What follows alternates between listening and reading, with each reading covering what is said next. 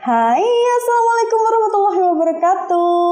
Hai, balik lagi di program Rashid Ramadan Syahdu di ID Web Host. Nah, balik lagi nih sama Bella Malista nemenin waktu-waktu menjelang buka puasa kalian yang ada di rumah. Mungkin kalian mau menunggu waktu-waktu menjelang puasa nih. Ngapain ya nonton video ini aja, siapa tahu kalian terinspirasi dari kisah-kisah narasumber yang kita datangkan.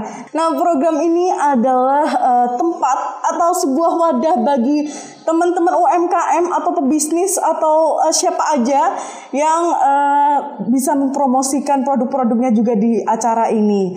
Nah, sebelum lanjut lagi di video selanjutnya nih, kita mau mengingatkan dan kita mau ngasih tahu juga nih kalau kita sudah mematuhi protokol kesehatan seperti mencuci tangan, menjaga jarak, menggunakan masker dan mengecek suhu tubuh tadi ya. Pada sore hari ini Bella akan membawakan sebuah tema yang berjudul ngantor versus bisnis. Kenapa enggak keduanya? Nah, kita hadirkan ini sore hari ini adalah Mbak Mariana Ros Avianti. Selamat sore Mbak. Selamat sore Mbak Bella. Iya. Bu Ana, saya manggilnya Bu Ana ya. Mbak aja. Oh iya. Mbak ya. Kelihatan tua ya? Oh, enggak Mbak. Oke. Mbak Ana ini adalah seorang manajer di Jogja Camp ya Mbak, sekaligus pebisnis. Wow. Mau tanya-tanya nih Mbak, kita sambil menghibur teman-teman yang ada di rumah, mungkin terinspirasi juga dengan cerita-cerita Mbak ini ya Mbak ya.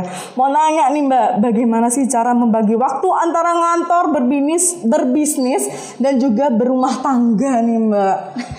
Direkap semua ya Mbak. Wah, hebat sekali ini Mbak Ana. Sebenarnya semua sih tergantung dari manajemen waktu ya. Jadi saya fokus kalau di kantor itu kerja, kalau di rumah itu ngurus anak. Nah, kalau bisnis saya punya workshop, jadi workshopnya di rumah ibu saya. Jadi kalau pas saya di rumah ibu saya, berarti saya juga fokus di bisnis seperti itu. Jadi memang sih kadang-kadang ada saat waktunya itu tumpang tindih gitu, tapi alhamdulillah selama ini nggak mengganggu satu sama lain. Yang jelas saya berusaha memisahkan antara kerja ya kerja, di rumah ya di rumah, terus kalau bisnis ya bisnis seperti itu. Jadi terbagi-bagi gitu ya Mbak ya. Iya. Sudah ada, memang timingnya udah ada sebenarnya gitu ya Mbak ya. Iya. Jadi kebetulan saya di Jogja Camp itu manajer web development. Ya. Jadi kalau di web development itu waktu atau timeline itu harus tepat. Kalau nggak tepat nanti ya aku nak marah sama klien kan. Iya, jadi bener. saya itu sih nerapin manajemen waktu yang saya buat untuk biasanya pengerjaan project ke sehari-hari aja sih sebenarnya. Jadi udah terbiasa juga ya Mbak ya dengan adaptasi yang seperti itu gitu. Nah, kalau boleh tahu nih, tadi kan bisnis, Mbak Ana seorang bisnis gitu ya, pembisnis. Nah, bisnisnya apa itu Mbak? Boleh dong dibocorin? Pasti ya nanti banyak yang minat di kayaknya, wah kayaknya saya tertarik dengan produk ini gitu ya Mbak ya. Iya bener banget dong Mbak.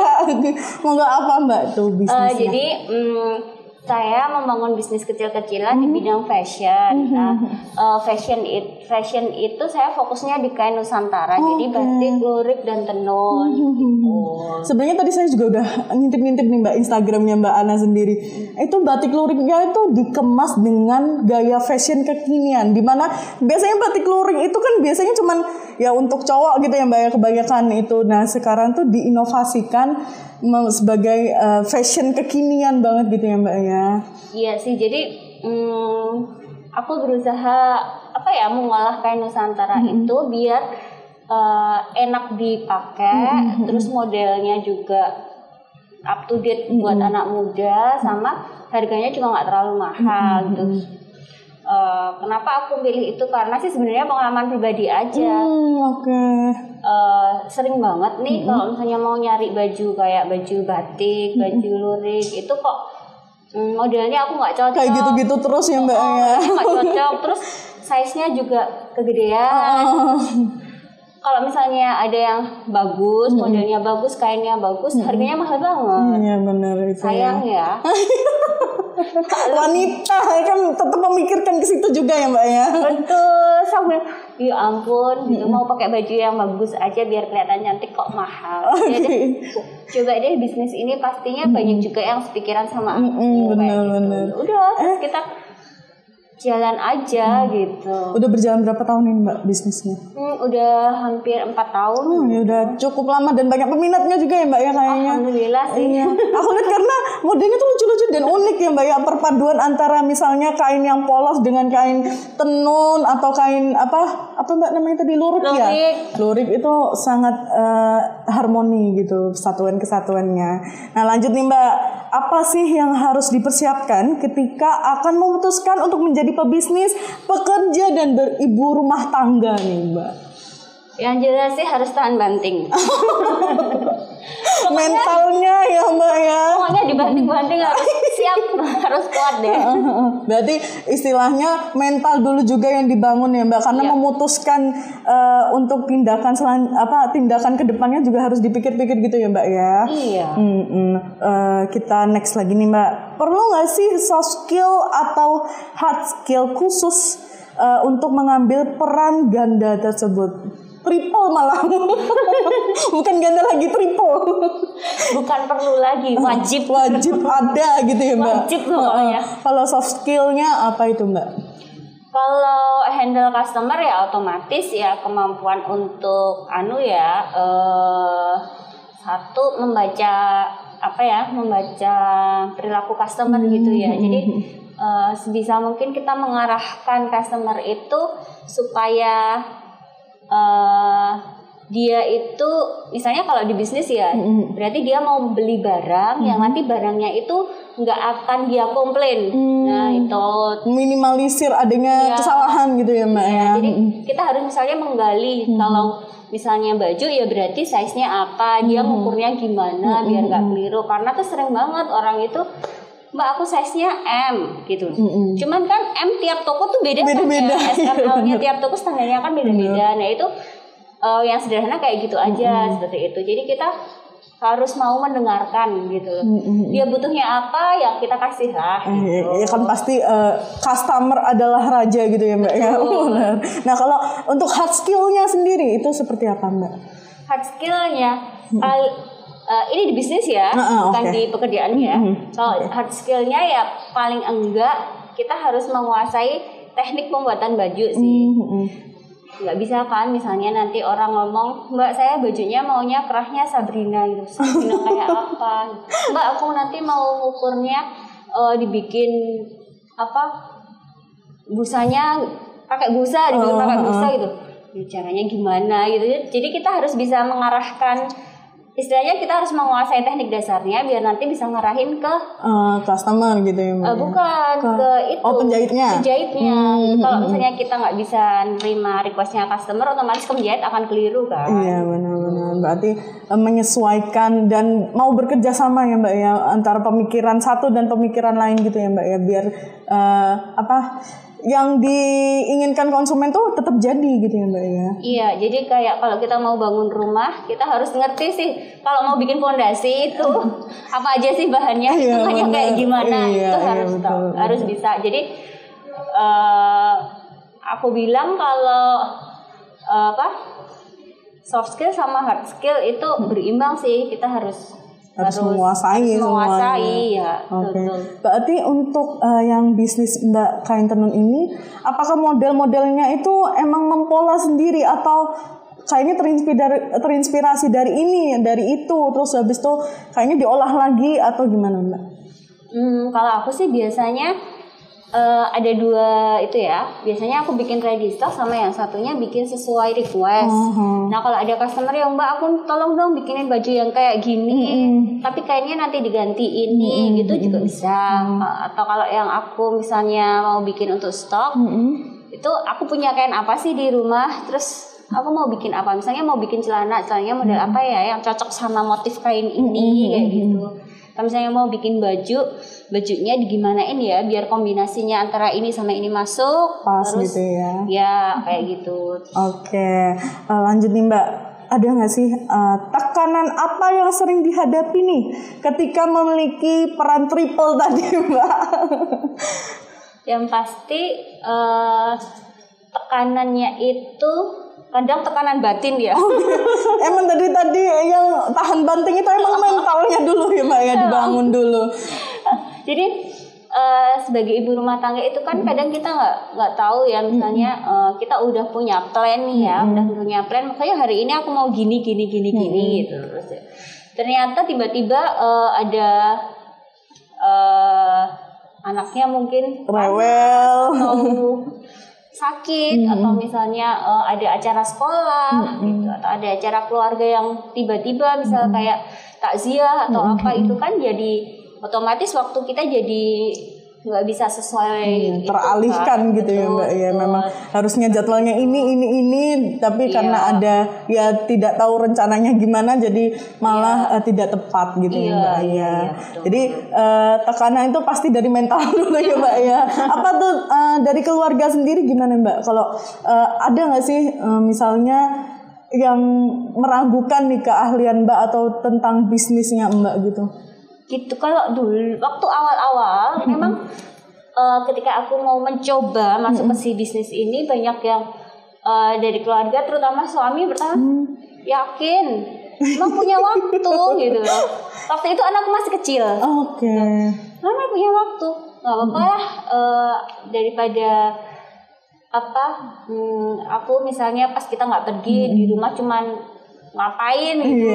Ya aku nyoba-nyoba aja gitu. Waktu itu aku masih bikin pola sendiri, masih jahit sendiri. Terus berarti memang sudah bakat ya Mbak ya? Iya, aku foto sendiri, terus aku pasang ke sosial media sendiri kayak gitu. Terus akhirnya lama-lama kan berkembang seiring banyaknya customer juga. Jadi terus kemudian aku tinggal bikin model baru yang kira-kira buat customer tuh seneng gitu. Jadi biasanya sih aku fokusnya ya di hari Sabtu atau di hari Minggu gitu. Untuk produksinya atau untuk apanya? Untuk bikin model baru gitu. Nanti kalau misalnya aku udah bikin model baru, udah bikin pola, udah ini nanti pakainya kain ini sama ini, udah habis itu kan setelah itu masuk ke penjahit kan, eksekusi gitu ya Mbak ya. Nanti aku tinggal nunggu udah jadi gitu. Jadi kalau sekarang udah enggak yang dari save of everything, udah nggak kayak gitu, tapi udah aku bagi-bagi karena kalau enggak kan nggak maksimal juga gitu. Aku sadar juga kalau semua aku yang pegang, misalnya nanti aku jadi customer service, aku jadi packing, aku jahit, ruwet banget. Belum urusan rumah, belum urusan kantor gitu ya Mbak ya. Ini untuk ada kerja sama tim yang hebat gitu ya Mbak, dibalik karya-karya Mbak ini ya Mbak ya. Lanjut Mbak nih, menentukan skala prioritas itu penting nggak sih Mbak?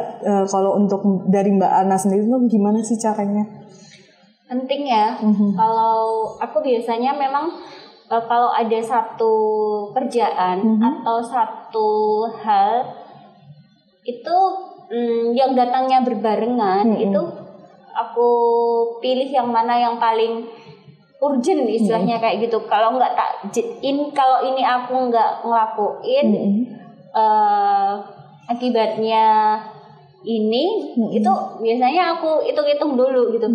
Misalnya aku nggak pergi ke dokter hari ini, nganterin anakku, kan anakku panas malam-malam ya udahlah, itu aku ke dokter dulu. Nanti yang misalnya ada kerjaan lain aku kerjain habis itu gitu. Tapi harus komitmen sih kalau misalnya kita memang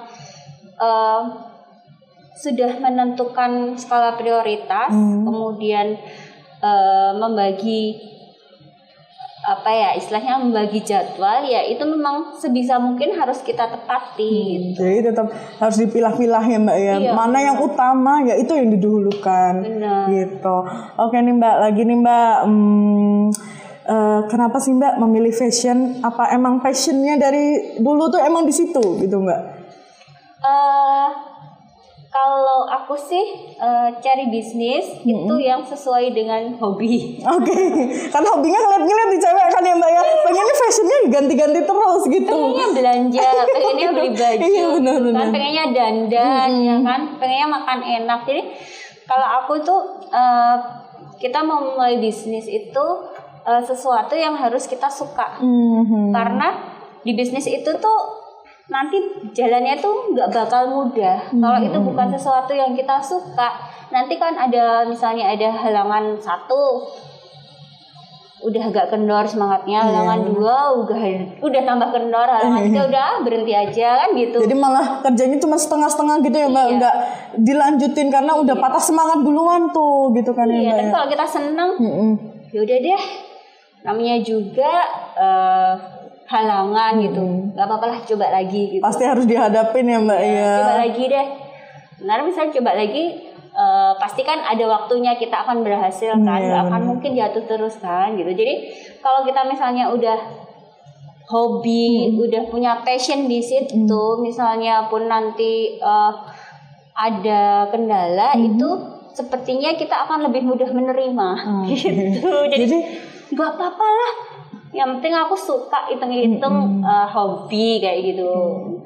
Apalagi kalau Mbak ini kan udah istilahnya udah ngerti juga nih customer kayak gimana. Jadi waktu diterapin di dunia bisnis pun juga udah ngerti sebenarnya ya Mbak ya. Tapi tetap karena berbisnis dan mengantor ini adalah jalur yang berbeda juga ya Mbak ya. Betul. Pasti ada pelajaran-pelajaran yang ternyata itu gini, itu gitu ya Mbak ya. Lanjut nih Mbak, mungkin bisa jelaskan nih Mbak untuk bisnisnya Mbak Ana yang sekarang dijalani ini sudah sejauh ini, apakah selama berbisnis ini ada halangan atau pasang surut keinginan customer gitu, keinginan produksi juga, ada halangan-halangannya gitu juga nggak sih? Ada sih, pasti ada. Pasti ya Mbak ya. Iya, jadi kalau customer itu kan belum tentu kita dapat customer yang apa ya, yang sejiwa, yang nggak rewel gitu. Iya benar. Jadi ada customer yang perfect misalnya ya kayak gitu, yang kita itu harus detail banget, yang harus apa itu kayak gitu. Itu sebenarnya bukan halangan sih bagi saya itu, tapi itu tantangan gitu. Yang kalau pasang surut bisnis pasti ada juga. Jadi pandemi kemarin itu kerasa banget turunnya omset gitu. Jadi di awal-awal 2020 itu ngedrop banget. Jadi maksudnya ya biasanya itu setiap hari ada orang yang beli, itu tuh kerasa banget misalnya jadi cuman di akhir bulan pas mau gajian kayak gitu. Jadi karena ada pandemi juga lumayan menyusupkan pendapatan dari Mbak sendiri. Iya, waktu awal-awal seperti itu, karena kan waktu itu kita belum tahu kan coronanya itu mau gimana. Orang lebih fokus ke bahan pangan dan obat-obatan kan, mereka saving untuk itu. Jadi misalnya kebutuhan sekunder kayak baju gitu ya, mereka ntar aja nggak pergi kemana-mana juga gitu, ngantornya juga di rumah gitu kayak gitu. Jadi masih seperti itu. Tapi di 2020 akhir itu ya, ketika kita mulai COVID-nya agak redup November, gitu. September. Waktu itu bukan redup sih, malah booming ya. Pas lagi zona merah Jogja nih Mbak kayaknya. Iya benar-benar. Tapi itu malah, aku nggak tahu ya, tapi malah istilahnya kayak geliat bisnisnya tuh udah mulai naik gitu. Jadi udah mulai hampir balik lagi gitu. Sekarang malah sudah normal lagi. Sudah kembali lagi gitu, udah membangun lagi nih anunya ya Mbak ya. Iya, kebetulan kan waktu itu di November Desember itu kan dibantu oleh Dinas Koperasi Jogja. Kita ada pameran di Malioboro Mall gitu, bareng-bareng sama UMKM lain gitu. Upaya-upaya membangun lagi setelah pandemi ini, bukan setelah, masih pandemi sebenarnya ya.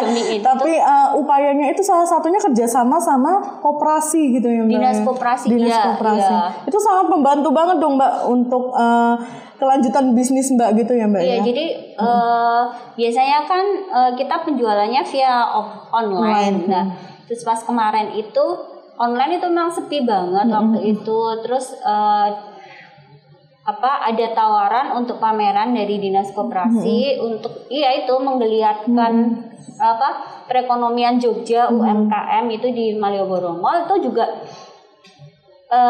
sedikit banyak membantu gitu. Jadi lumayan banget gitu ya Mbak, kayak istilahnya gitu. Kesempatan nih jadi, biar membranding lagi istilahnya. Tuh, jadi pemerintah juga nggak tinggal diam sih waktu pandemi itu sih. Nah ini yang terakhir nih Mbak, kasih tips dong untuk para wanita berkarir dan sedang berumah tangga juga paling mungkin.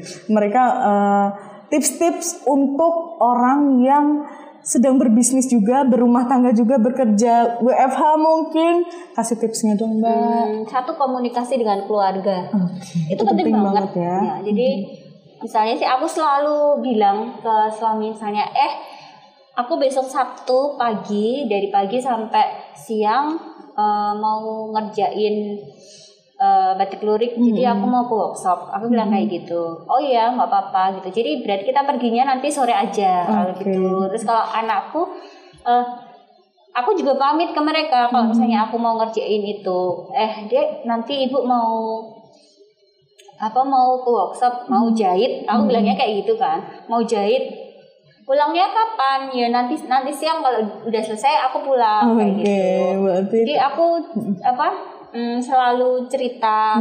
Kalau misalnya emang misalnya aku punya rencana itu, tapi kemudian suami kita kan mau itu toh, mau misalnya ada nikahan saudara kan. Oh iya, ya udah deh kalau gitu diganti aja, berarti paginya nikahan, nanti sorenya aku yang ke workshop kayak gitu. Itu, komunikasi itu sangat penting ya Mbak ya. Apalagi aku juga kerja kan, kerja kan Senin sampai Jumat jam 8 sampai jam 5 juga kan. Jadi kalau di situ misalnya aku harus ada kejar target nih, kadang kan ada nih pesanan yang deadline-nya tuh mepet. Iya. Customer itu ada saja Mbak. Iya, macam. Dan misalnya orang WhatsApp nggak bisa handle nih, otomatis aku pulang kerja terus langsung. Aku bilang sama suami, aku nanti pulang kerja langsung ke sana ya, aku jemput sekitar jam 8 atau jam 9 gitu. Terus anak-anak gimana? Ya udah diajak aja ke sana nggak apa-apa gitu. Itu ya Bu. Karena triple sebagai peran-peran yang berbeda-beda ini harus tetap semua dikuasain, bertanggung jawab akan rumah tangganya, kerjaannya juga tetap harus adil gitu ya Mbak ya. Jadi sebisa mungkin pokoknya urusan anak-anak, urusan rumah tangga itu aku selesaiin sebelum aku misalnya bisnis gitu. Tapi kalau kerja itu kan mau udah kewajiban ya. Ya mereka juga udah tahu aku Senin sampai Jumat jam 8 sampai jam 5 tuh kerja, udah nggak bisa diganggu kan. Terus habis itu di setelah itu baru aku mikir batik lurik, terus sama anak-anak juga gitu. Kalau untungnya anak-anak udah mulai mengerti gede juga gitu. Jadi lebih enak gitu loh. Lebih enak komunikasinya antara sama anaknya. Iya, betul. Oke. Terima kasih banyak nih Mbak Ana. Mungkin mau mempromosikan nih batik luriknya. Monggo, apa Instagramnya? Jadi buat teman-teman nih yang pengen punya baju batik atau lurik atau tenun yang modelnya mungkin mau custom. Iya, lucu-lucu loh. Saya tuh jadi pengen gitu. Atau punya bayangan contoh model atau mau cari bitan seragam buat keluarga, mau lebaran kan. Iya benar. Itu bisa pesan mulai sekarang lewat Instagram. Di Instagramnya masih nama aku, jadi @mariana_rosavianti. Bisa juga buka websitenya di batiklurik.id, bisa juga lewat WA, pakai Shopee sama Tokopedia juga. Oke, sudah tersedia ya, dan bisa dikirim ke seluruh Indonesia ya Mbak pastinya ya Mbak. Terima kasih banyak Mbak Ana, semoga hari-harinya terus menyenangkan dan bisnisnya semakin up lagi nih Mbak ya. Terima kasih, jaga kesehatan Mbak. Selamat sore. Terima kasih buat kalian udah nontonin video ini. Terima kasih nih udah mau mendengarkan curahan-curahan dari narasumber yang kita datangkan. Nah, kalau kalian kalian ketinggalan video-video sebelumnya, bisa langsung ke YouTube kita nih, ID Web Host. Terus kita juga menayangkan di IGTV kita, ID Web Host.com, dan juga Spotify kita. Terus kita juga menayangkan di media partner kita, Teknologi. Nah, buat kalian jangan lupa tinggalin jejak digital dengan cara like, comment, subscribe, share, dan follow ke sosial media yang kalian punya. Terima kasih untuk menonton video ini. Sampai jumpa di inspirasi-inspirasi lainnya. Bye. Wassalamualaikum warahmatullahi wabarakatuh.